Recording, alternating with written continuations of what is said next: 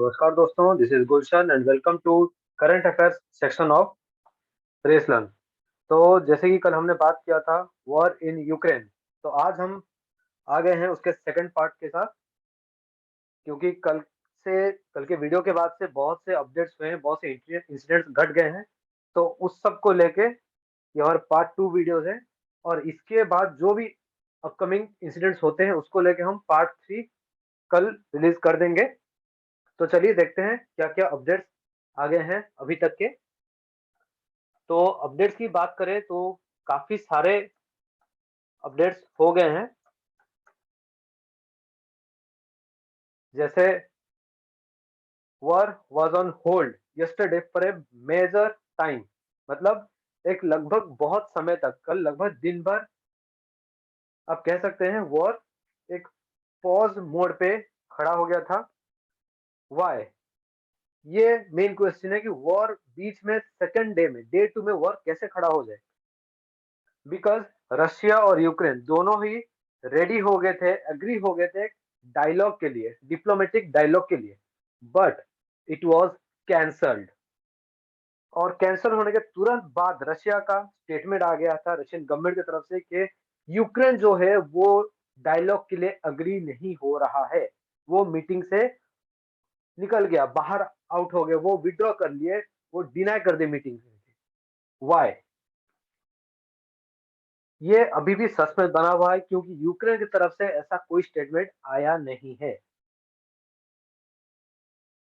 Russia का ये कहना है कि यूक्रेन जो है अपने ही पॉइंट ऑफ व्यू में चल रहा है, वो वेस्टर्न मीडिया, वेस्टर्न इन्फ्लुएंस में वो अभी भी है, और वो डायलॉग के लिए रेडी हो नहीं रहा है, लेकिन रशिया हो रहा है। ये रशिया का स्टेटमेंट है। जबकि यूक्रेन का ये कहना है कि रशिया किसी भी टाइप का डिप्लोमेटिक टॉक करना नहीं चाहता, और रशिया इस सब के बाद एक ऑफेंसिव मोड पे फिर से आ गया है। और ये कल रात में थोड़ा बहुत था, और आज दिन भर टोटली ऑफेंसिव मोड पे चल रहा है रशिया, और वो भी बहुत ही स्पीड से चल रहा है।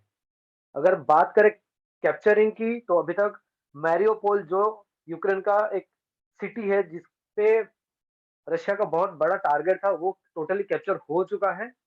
और अभी उनका नेक्स्ट टारगेट सीधा सीधा कैपिटल कीव पे है, capital of Ukraine that is Kyiv. और रशिया का ये भी कहना है कि वो बहुत मास एरिया पे कैप्चर करना नहीं चाहते, वो उनका टोटली का ऑब्जेक्टिव नहीं है। ये अभी लेटेस्ट अपडेट है, आज शाम का अपडेट है। वो किसी भी टाइप के मास लैंड मास पे कैप्चर करना नहीं चाहते हैं, उनका ऑब्जेक्टिव कुछ और है। ऑब्जेक्टिव क्या है वो ये उन्होंने नहीं कहा, लेकिन क्या नहीं है वो बता दिया गया है। और अभी शाम के लेटेस्ट अपडेट की बात करें तो 13 से 18 माइल दूर है कैपिटल कीव से, जिसका आप समझ सकते हैं 20 से 25 किलोमीटर दूर खड़ी है रशियन आर्मी, और कंटिन्यूअसली कीव पे अटैक कर रहे हैं। और इस सब के चलते यूक्रेन के प्रेसिडेंट व्लादिमीर जेलेंस्की जो है, वो PM of India Narendra Modi के साथ उनका ओवर फोन डिस्कशन हो चुका है आज इवनिंग को, और उन्होंने स्ट्रेट सपोर्ट मांगा है फॉर सेकेंड टाइम।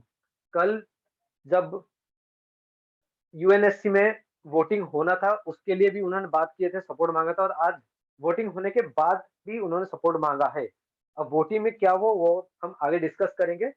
और इसके अलावा नेटो जो है, उन्होंने 40,000 फोर्सेस रेडी करके रखा है अगेंस्ट रशिया। क्यों?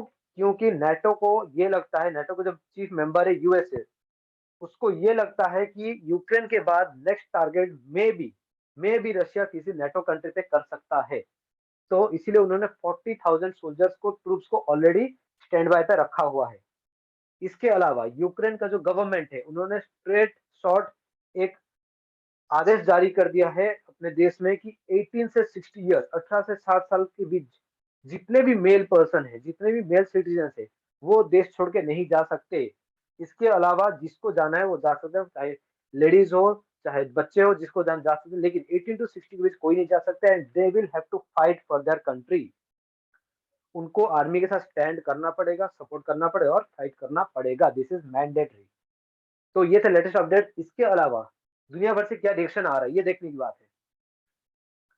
यूएसए, यूके, ये दोनों ही नेटो फोर्सेस को along the border countries of Ukraine, Ukraine के जो बॉर्डर कंट्रीज जितने भी है, जैसे यूक्रेन के आसपास जितने भी नेटो कंट्रीज है, उस सब में उन्होंने अपने फोर्स को रेडी कर दिया है कि यूक्रेन के अलावा अगर कहीं और थोड़ा सा अटैक जाता है, then they can react to it, they can take any kind of action.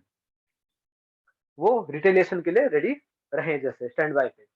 इसके अलावा रशियन गवर्नमेंट के खिलाफ ही रशिया के अगेंस्ट भारी मात्रा में प्रोटेस्ट शुरू हो चुका है।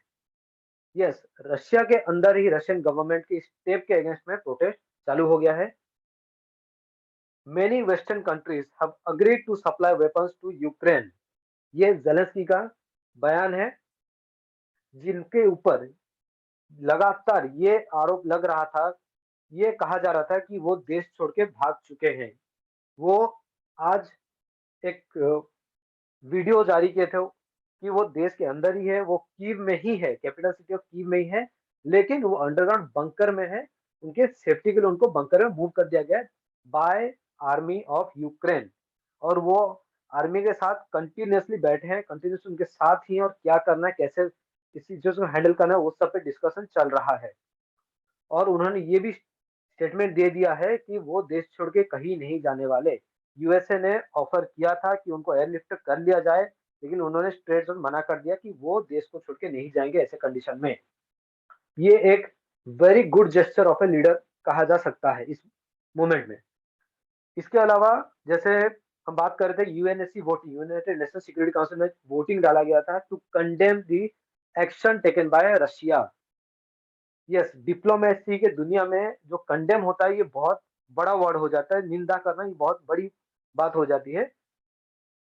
तो इसके लिए वोटिंग चालू किया गया था, वोटिंग किया गया था इसके लिए यूएनएससी में कि रशिया की स्टेप को कंडेम करे, लेकिन इंडिया, चाइना और यूएई तीनों ने इससे एब्सटेन कर लिया। मतलब उन्होंने ना यूक्रेन के फॉर में वोट डाला है, ना रशिया के फॉर में, वो साइलेंट रहे। और इस पर दो टाइप के रिएक्शन आए हैं, एक यूएसए की तरफ से, एक रशिया की तरफ से। रशिया का ये कहना है कि इंडिया एक इंडिपेंडेंट स्टेप लिया है और ये बहुत एक्सेप्टेबल है, लेकिन यूएसए का ये कमेंट था कि India is showing friendship towards Russia, is maintaining that friendship towards Russia. तो आगे इंडिया पे भी बहुत कुछ हो सकता है, तो क्या स्टेप लेता है यूएस, ये देखने वाली बात होगी। इसके अलावा जो कंडेमनेशन था, उसमें भी रशिया जो है, उसने वीटो पावर यूज करके उसको कैंसल कर दिया है। क्या होता है वीटो पावर? वीटो पावर ये होता है कि यूएनएससी में कोई भी प्रस्ताव जैसे डाला जाता है, तो उसपे 5 देश जो होते हैं यूएनएससी के मेन मेंबर जो होते हैं, परमानेंट मेंबर, उनमें से कोई भी अगर चाहे तो उस पॉलिसी को कैंसल कर सकते। तो इसके बारे में डिटेल हम बाद में समझे, कौन है वो 5 देश, कौन-कौन है, वो कैसे होता है, अलग से एक वीडियो में हम बात करेंगे। और इसके अलावा दुनिया भर से काफ़ी सारे देशों से रशिया के खिलाफ प्रोटेस्ट चालू हो गए हैं। कई जगह पे साइलेंट हो रहा है, कई जगह पे थोड़ा एग्रेसिव हो रहा है, लेकिन all over the world protest चल रहा है। और साइबर अटैक, ये बहुत बड़ी बात है। रशिया पे, रशिया के जो डिफेंस मिनिस्ट्री है, उस पर साइबर अटैक हो गया है। ये एक एलिज्ड है, रशिया इसको खंडन कर रहा है, लेकिन जहां तक बात है मीडिया की, तो काफी सारे मीडिया हाउसेस ये खबर आ रही है कि यस, इट हैज हैपेंड, ये हो गया है कि एनोनिमस करके एक ग्रुप है जो कि काफी सारे सिस्टम्स पे, डिफेंस मिनिस्ट्री ऑफ रशिया के काफी सारे सिस्टम्स पे उन्होंने हैक कर लिया है, साइबर अटैक किया है, और बहुत से इंपॉर्टेंट डाटा लीक कर दिया गया है। वर्ड के रिलेटेड, जो वर्ड चल रहा है उसी के रिलेटेड काफी सारे डाटा लीक कर दिया गया है। और एक वेरी गुड न्यूज है for Indians, 129 Indian students are going back, are going to be back from Ukraine in the first phase. Yes, 129 student जो हैं हमारे, जो छात्र छात्र वहां पे पढ़ रहे थे यूक्रेन में रह के, उनको वापस लाने का प्रक्रिया शुरू हो चुका है। उनको पहले यूक्रेन से निकाल के किसी नेबरिंग सेफ कंट्री में लिया जाएगा, फिर वहां से उनको एयरलिफ्ट किया जाएगा टू इंडिया। और फर्स्ट फेज में 129 स्टूडेंट्स हो रहे हैं, उनका वीडियो भी आया है, वो बहुत ही खुश हैं इस स्टेप से। और बाकी जितने भी लोग हैं वहां पे, उन सब में एक होप आ गया है कि यस, हम बच जाएंगे। It is a very good move by the Indian government and Indian embassy in Ukraine. और आखिर में देखते हैं क्या क्या स्टेटमेंट्स आए हैं ऑल ओवर द वर्ल्ड। तो यूएन का जो रिफ्यूजी एजेंसी है, यूनाइटेड नेशंस रिफ्यूजी एजेंसी, उनका ये कहना है कि 50,000 से ज्यादा people of Ukraine has taken refugee in various countries. तो 50,000 से ज्यादा जो लोग हैं यूक्रेन के, वो अभी तक मूव कर चुके हैं देश के बाहर। ये जो नंबर्स है, ये लगभग 1,10,000 1,50,000 है, according to various media sources. Poland के गवर्नमेंट की तरफ से भी एक स्टेटमेंट आया था और बीबीसी न्यूज की तरफ से आया था। बट यूएन का रेफ्यूजी एजेंसी के पास 50,000 का डाटा है, तो हम इसको कंफर्म मान के चल सकते हैं। लेकिन एक्चुअल फिगर जो है वो 1 लाख के आसपास है। यूएसए यूएसए जो है, वॉर के बीच में स्वीडन और फिनलैंड को नाटो ज्वाइन करने का ऑफर दे दिया है। यस, वॉर के बीचों बीच स्वीडन एंड फिनलैंड को ऑफर दिया है नाटो ज्वाइन करने का, जिसपे तुरंत ही रशिया का स्टेटमेंट आ गया है कि अगर फिनलैंड और स्वीडन नाटो ज्वाइन करने का सोचेंगे, उस पर कुछ स्टेप लेंगे, जैसे यूक्रेन ने किया था कि बात कर रहे थे वो नाटो में ज्वाइन करने का, तो उन्हीं के साथ भी वो सेम एक्शन होगा जो यूक्रेन के साथ हुआ है। देखिए, समझने की बात ये है कि यहाँ पे यूएसए और रशिया, जो कि काफी सालों से वो आपस में चल रहा था, उनका कोल्ड वॉर चल रहा है, इन दोनों के चक्कर में बहुत सारा देश जो है, बहुत सारे देश में प्रॉब्लम हो रहा है, पूरा वर्ल्ड में प्रॉब्लम हो रहा है। 820 यूक्रेन आर्मी पोस्ट डिस्ट्रॉय हो गए हैं, 14 एयरफील्ड, 19 कमांड पोस्ट। ये क्लेम आया है रशिया की तरफ से, जिसमें कितना सच है कितना झूठ है, ये बाद में पता चलेगा आफ्टर द वॉर। क्योंकि कहीं भी वॉर होता है, किसी भी देश की वॉर हो, तो ऑपोजिशन जो है वो कुछ ज्यादा ही डिमांड करता है, ज्यादा ही वो बोल जाता है, क्लेम करता है बहुत ज्यादा। जैसे यूक्रेन का ये क्लेम है कि उन्होंने 1200 रशियन आर्मी को मार गिरा है, 4 उनके कस्टडी में है, अभी 4 पर्सन उनके कस्टडी में है। इसके अलावा 4 से 5 फाइटर जेट्स मार गिरा है, हेलीकॉप्टर मार गिरा है, बहुत कुछ है। तो इनका, यूक्रेन का ये क्लेम है, रशिया का इधर एक और क्लेम है। और इसके बाद यूएसए, यूके, ऑस्ट्रेलिया, जापान और मेनी कंट्रीज, बहुत सारे देश जो है वो रशिया पे इकोनॉमिक सैंक्शन पे सैंक्शन लगाए जा रहे हैं। और अभी बात यहाँ तक आ गई है कि स्विफ्ट बैन लगाने का भी प्लान हो रहा है। हालांकि यूएसए इसके फॉर्म में नहीं है, लेकिन स्विफ्ट बैन भी लग सकता है। स्विफ्ट बैन क्या होता है, इसके लिए अगर आपका कोई डाउट है तो आप कमेंट सेक्शन में पूछ सकते हैं, उसका आंसर आपको मिल जाएगा। और इस सब के बारे में हम एक, जैसे वॉर खत्म होता है तो इस सब का एक वीडियो लेके आएंगे, उसमें हम डिटेल में डिस्कस करेंगे ये सब क्या क्या होता है। और at the end, Indian government का आज भी वही स्टेटमेंट आया है, Russia must end the war and come to dialogue table.